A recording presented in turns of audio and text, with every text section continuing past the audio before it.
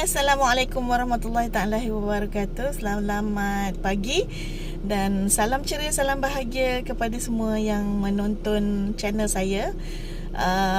Untuk kali ini saya nak berkongsi tentang apa itu perundingan. Nak berkongsi tentang perundingan ini adalah tentang perbincangan dua hala antara satu pihak dengan pihak yang sebelahnya bagi mencari jalan tengah dan titik penyelesaian, win-win situation. Okey, saya nak bagi satu contohlah pengalaman saya yang saya kutip daripada pengalaman lepas bersama ketua jabatan ataupun bos saya lah.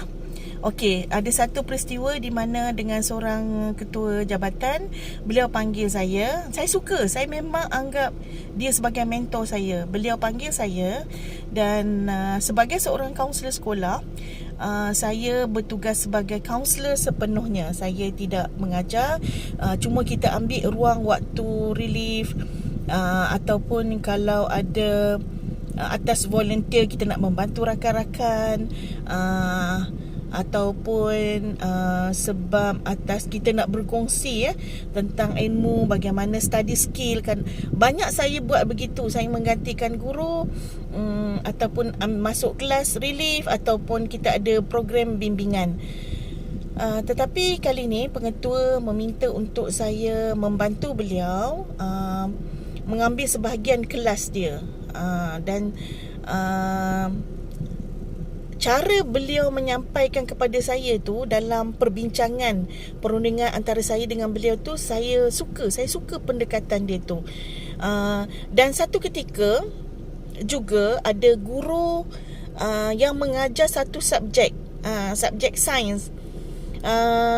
Guru berkenaan sakit dan memerlukan masa yang panjang untuk sembuh. Jadi ada dua keadaan di mana pengetua meminta bantuan saya untuk pertama untuk kongsi kelas dengan dia kalau beliau ada bertugas di luar daripada sekolah, beliau minta saya menggantikan kelas beliau tu. Disebabkan saya ada background dalam diploma veterina, jadi saya boleh mengajar sains dan juga biologi, dan saya suka meneroka belajar sejarah. Itu antara subjek yang saya minat dan seronok nak mengajar pelajar-pelajar. Caranya, ketua saya ni dia bercakap macam ni, Nafizam, boleh tak bantu sekolah untuk kita, saya tahu you kaunselor sepenuh masa, you tak boleh ambil pengajaran secara penuh, tetapi ni sementara saja. Lagi pula Nafizam, kalau you terus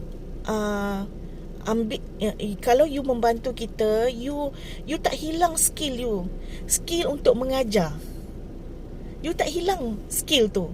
You akan dapat skill tu sentiasa. You tahu tak, kalau kita bergelar guru tapi kita tak mengajar, kadang-kadang kita tak tahu kaedah pendekatan nak approach budak, nak ini. Jadi dia bercakap begitu, dia membuatkan hati dan fikiran saya ni terbuka. Macam betul juga, kalau aku tak mengajar, asyik buat counselling aja, mungkin skill aku tak polish. Sebenarnya kan, bila dia backup macam tu, saya rasa selesa, sebab tak rasa terpaksa untuk mendengar cakap dia ataupun dia menggunakan kuasa dia untuk dia mengarahkan saya share fungsi kelas dengan dia, ataupun mengambil kelas guru yang sakit tu. Lagi pula, bukannya sepanjang perkhidmatan ataupun sepanjang saya berada di sekolah tu diberi kelas begitu. Okay? Jadi ada win-win situation berlaku dekat situ. Saya diberi peluang untuk menyampaikan pandangan saya, dan cara dia menyampaikan kepada saya adalah untuk kita membantu pihak sekolah dan membantu rakan setugas kita. Itu dah dia bos ataupun leader, pemimpin yang bagus. Dia memberi satu role model, contoh yang baik kepada saya sebagai anak buah dia, dan dia menunjukkan kaedah pendekatan yang tidak menyakitkan, dan ada win-win situation begitu. Jadi saya nampak pengetua ni sangat adil. bos saya ni sangat adil. Yelah, pengetua lah ya, ketua saya ni sangat adil. Sebab dia macam okey, bila kita senang berurusan dengan dia, perkara yang kita memerlu pula bantuan dia atau sokongan daripada dia, dia pun akan bantu. Dan saya suka ketua yang suka membimbing. Dia membimbing, dia tak macam, saya ingat lagi, saya guru baru, saya banyak benda saya nak belajar.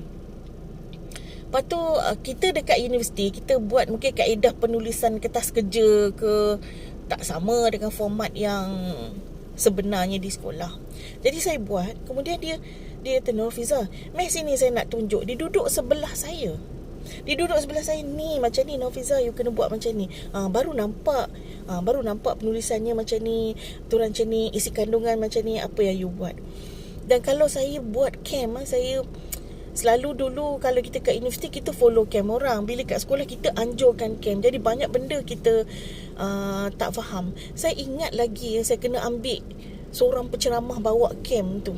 Nak masuk camp tu ke dalam malam. Ketua saya ni kata, Nofiza, tak apa Nofiza, jom saya bawakan. Saya memang terharulah bila dia gain respect kita, anak buah macam tu.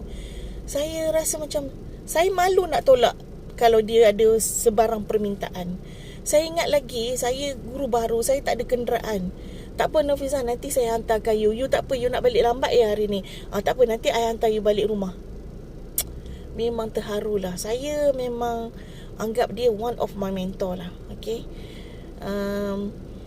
Saya bersyukur dapat diketemukan Allah dengan ketua yang menunjukkan bimbingan, panduan, role model, karakter yang begini dan contoh-contoh kepimpinan yang begini. Terima kasih. Moga dapat panduan sedikit daripada perkongsian saya melalui pengalaman sebagai seorang guru.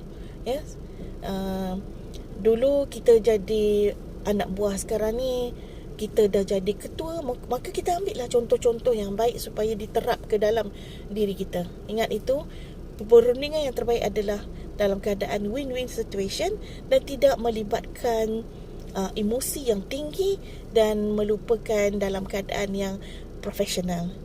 Terima kasih. Semoga mendapat manfaat. Bye.